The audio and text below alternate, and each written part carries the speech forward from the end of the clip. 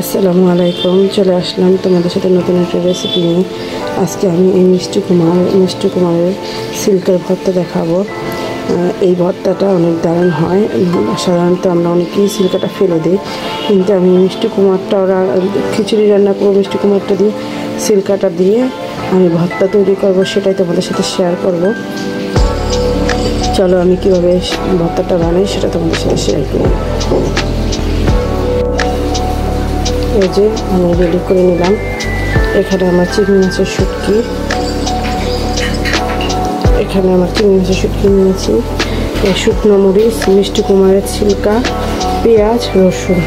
এই ভর্তাটা করতে আমার লাগবে চিংড়ি মাছের শুটকিটা এখন ভালো করে ধুয়ে নেব, না হয় ভালো লাগবে, ভালো লাগবে না খেতে। মিষ্টি কুমারের ছিলকা দিয়ে এত দারুণ ভর্তা, একবার হলে অবশ্যই ট্রাই করে দেখবে। চলো এখন মিষ্টি কুমারের ছিলকাটা সিদ্ধ দিয়ে দিই, চিংড়ি মাছের শুটকিটা ধুয়ে নিই ভালো করে। শুটকিটা একটু টেলে নেব, না হয় ভালো লাগতে পারে, এই কারণে তেলে একটু বেছে নেব ভালো করে।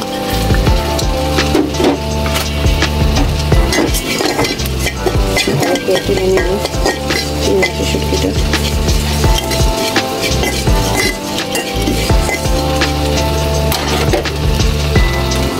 চিংড়ি মাছের শুটকিটা তোমরা ভালো করে টেলে একটু বেছে নিবা, না হয় ফ্রেশ হবে না, মেলা থাকে।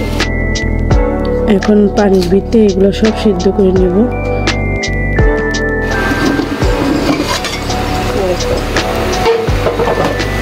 সিদ্ধ হয়ে আসছে, আমি পানিটা একটু কমিয়ে নিব। পানিটা কমিয়ে নিলাম। এখন পেঁয়াজ আর রসুনটা দিয়ে দিব।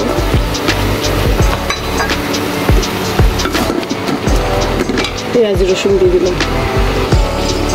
এখন ঢেকে দিব।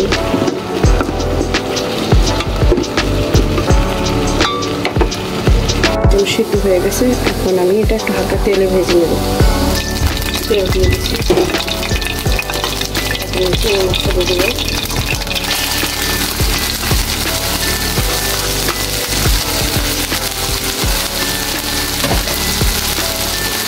হালকা তেলে ভেজে নেব। তেলে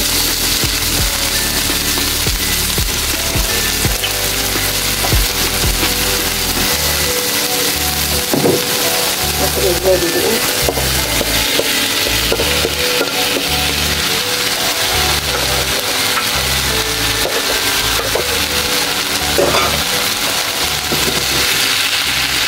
হালকা তেলে ভেজে ভর্তাটা বাড়ছে।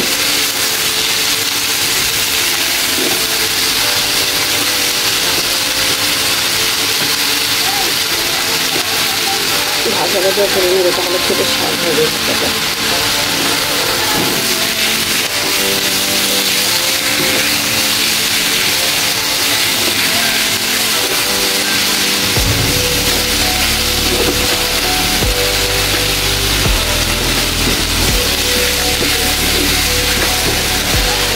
গেল ভাজা।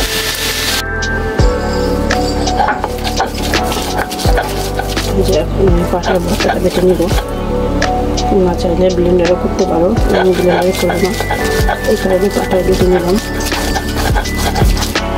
এই ভর্তাটা কিন্তু খেতে দারুণ হয়, এভাবে একবার হলেও ট্রাই করে দেখবে। আর ভর্তাটা বেটে নিই। ভর্তা বাটা কমপ্লিট। সরিষার তেল দিয়ে দেবো। দেখো ডিম ভর্তা বানাবো। ডিম ভর্তার জন্য পেঁয়াজ লাগবে, ধনে পাতা, শুকনো মরিচ, পেঁয়াজ।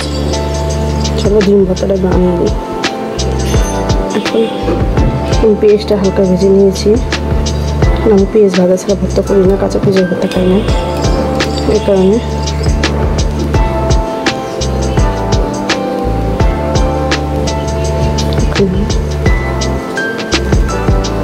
লবণ দিয়ে শুকনো মরিচটা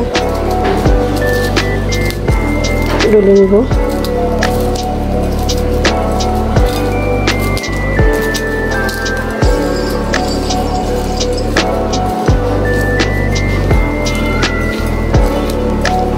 ভালো করে ডলে নেব।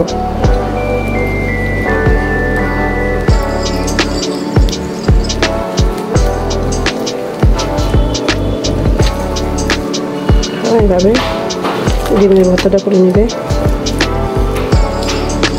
আজকে তোমাদের 2 রকমের ভর্তা রেসিপি দেখালাম, ডিমের ভর্তাটা আর একটা ভর্তা মিষ্টি কুমড়া চিল্কা ভর্তা।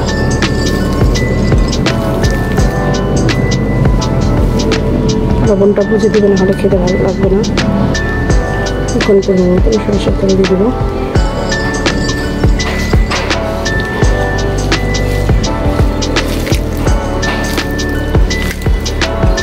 হয়ে গেল আমার ডিমের ভর্তা।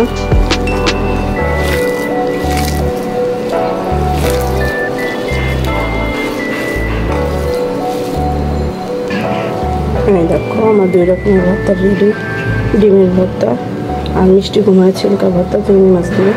কেমন হয়েছে অবশ্যই জানাবে, ভালো লাগলে লাইক দিয়ে কমেন্ট আমার ভিডিওটা শেয়ার করে দিবে। আজ পর্যন্ত, আল্লাহ হাফেজ, ভালো থাকবে, সুস্থ থাকবে, আসসালামু আলাইকুম।